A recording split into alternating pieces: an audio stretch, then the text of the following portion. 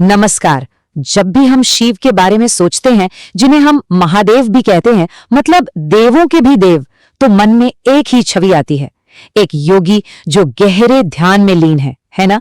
वे अनंत है, जिनका ना कोई आदि है ना कोई अंत। वेदों में तो उन्हें परम ब्रह्म तक कहा गया है। पर यहीं पर एक बहुत ही गहरा सवाल खड़ा होता है, और सवाल ये है कि अगर वो खुद ही सुप्रीम है, सबसे बड़े हैं, तो फिर वो किसका ध्यान कर रहे हैं? मतलब जब वो आंखें बंद करते हैं तो उनके मन में आखिर होता कौन है? ये एक ऐसा पैराडॉक्स है, एक ऐसा विरोधाभास है जो सदियों से सबको सोचने पर मजबूर करता है। तो चलिए आज कोशिश करते हैं इस रहस्य से पर्दा उठाने की। तो इस सवाल का जवाब ढूंढने के लिए सबसे पहले हमें कहाँ जाना चाहिए? जाहिर है हमारे प्राचीन ग्रंथों में, और सबसे बड़ा सोर्स है शिव पुराण। यहीं पर हमें इसका जवाब मिलता है। लेकिन कहानी में एक ट्विस्ट है। जवाब इतना सीधा साधा नहीं है जितना लगता है।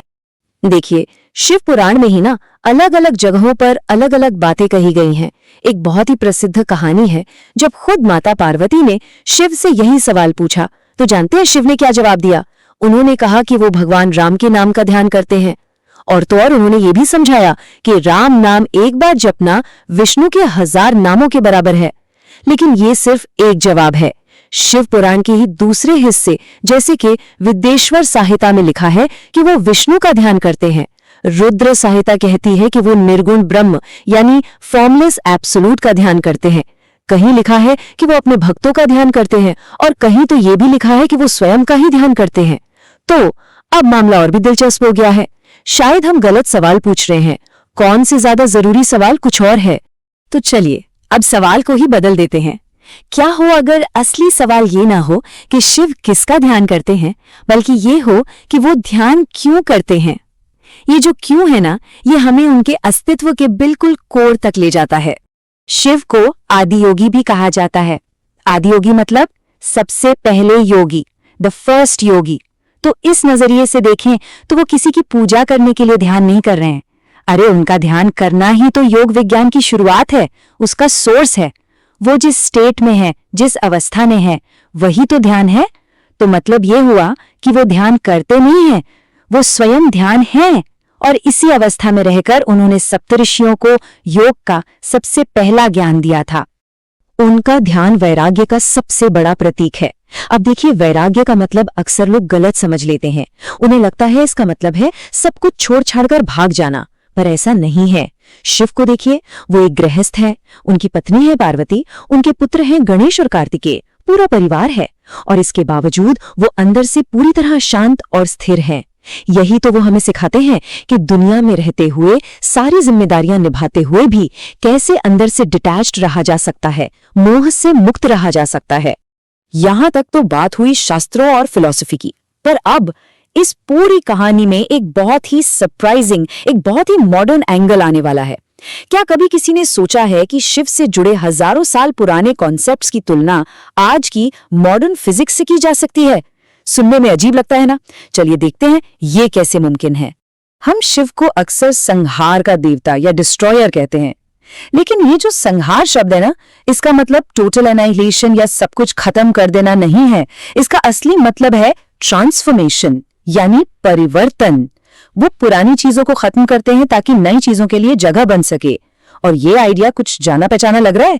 ये आइंस्टाइन की मशहूर इक्वेशन E = mc² जैसा ही तो है, जो कहती है कि एनर्जी को ना तो बनाया जा सकता है, ना ही मिटाया जा सकता है, सिर्फ एक फॉर्म से दूसरे फॉर्म में बदला जा सकता है।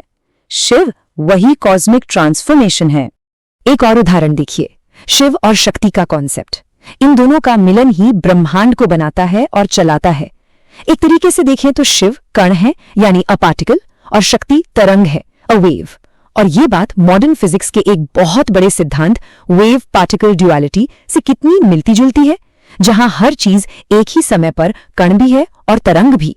कमाल की बात है ना कि कैसे हमारे प्राचीन दर्शन में यूनिवर्स की इतनी गहरी समझ छुपी हुई थी। ये जितने भी गहरे फिलोसॉफिकल और साइंटिफिक आइडियाज है ना, ये सब सिर्फ किताबों में नहीं है, ये शिव के रूप में ही समाये हुए हैं। उनका हर एक अंग, हर एक प्रतीक एक गहरा मतलब रखता है। उनका पूरा स्वरूप ही एक तरह का स्पिरिचुअल मैप है। चलिए इस मैप के कुछ हिस्सों को डिकोड करते हैं। सबसे पहले बात करते हैं तीसरे नेत्र की। अक्सर लोग मानते हैं कि जब ये आंख खुलती है तो दुनिया तबाह हो जाती है, पर असल में ये भौतिक विनाश के लिए नहीं है, ये तो ज्ञान का, विजडम का प्रतीक है। और जब ये खुलता है ना, तो दुनिया नहीं बल्कि हमारा अहंकार, हमारा मोह और हमारी अज्ञानता जलकर राख हो जाती है, और तब परम सत्य दिखाई देता है। फिर उनके गले में जो सांप है, जरा सोचिए, एक जहरीला नाग, ये किस बात का प्रतीक है? ये प्रतीक है कि उन्होंने डर पर पूरी तरह से काबू पा लिया है। यहाँ तक कि मृत्यु का डर, जो सबसे बड़ा डर माना जाता है, वो भी उनके वश में है। वो उस डर को एक गहने की तरह पहनते हैं। उनके माथे पर जो चांद है, वो एक शांत और काबू में रखे हुए मन का प्रतीक है। हमारा मन भी तो चांद की तरह ही घटता बढ़ता रहता है, चंचल होता है। शिव ने उस चांद को अपने मस्तक पर धारण किया है, जिसका मतलब है कि उन्होंने अपने मन को पूरी तरह से साध लिया है। वो परफेक्ट पीस की अवस्था में हैं। और उनके शरीर पर लगी भस्म, वो एक सीधी और सच्ची याद दिलाती है कि ये जो हमारा शरीर है, ये टेम्पररी है, नश्वर है, एक दिन सबको राख हो जाना है। ये भस्म हमें याद दिलाती है कि भौतिक चीजों और अपने अहंकार से ज्यादा जुड़ाव मत रखो। और आखिर में उनकी जटाओं से निकलती गंगा, वो सिर्फ एक नदी नहीं है, वो ज्ञान की, नॉलेज की, कभी न रुकने वाली धारा है। एक ऐसा प्रवाह जो हमेशा बहता रहता है और हमारे अज्ञान को धोकर हमें पवित्र करता है। तो हमने पुराणों की कहानियों को देखा, फिलॉसफी को समझा, साइंस से उसके कनेक्शन को परखा और उनके प्रतीकों के मतलब को भी जाना। अब इन सारे धागों को एक साथ जोड़ने का समय आ गया है, ताकि हम उस अंतिम और सबसे पावरफुल मैसेज तक पहुंच सके। और वो मैसेज छिपा है इस एक शब्द में, शिवोहम, जिसका मतलब है मैं शिव हूं। अब ये सुनने में शायद किसी को अहंकार से भरी बात लग सकती है, पर ये अहंकार नहीं है, ये एक बहुत ही गहरी, एक बहुत प्रोफाउंड आध्यात्मिक सच्चाई की अनुभूति है। शिवोहम का असली मतलब ये है कि वो यूनिवर्सल कॉन्शियसनेस, वो परम चेतना जिसे हम शिव कहते हैं, वो कहीं दूर कैलाश पर नहीं बैठी है, वो हर जीव के अंदर है, इस ब्रह्मांड के हर कण में है। और हाँ, हमारे अपने अंदर भी वही चेतना मौजूद है। तो शिव का ध्यान दरअसल बाहर किसी भगवान को पूजना नहीं है, बल्कि अपने अंदर मौजूद उसी दिव्यता को, उसी शिव को पहचानने का एक रास्ता है। तो हम जहां से शुरू हुए थे उसी सवाल पर वापस आते हैं, शिव किसका ध्यान करते हैं? और अब शायद इसका जवाब मिल गया है। वो असल में एक आईना दिखा रहे हैं। वो हमें खुद से ये सवाल पूछने पर मजबूर कर रहे हैं कि क्या असली शांति और खुशी बाहर की दुनिया में ढूंढने से मिलेगी, या फिर अपने अंदर के इस ब्रह्मांड को जानने और समझने से? शिव का ध्यान इसी अंदर की यात्रा के लिए एक खुला निमंत्रण है।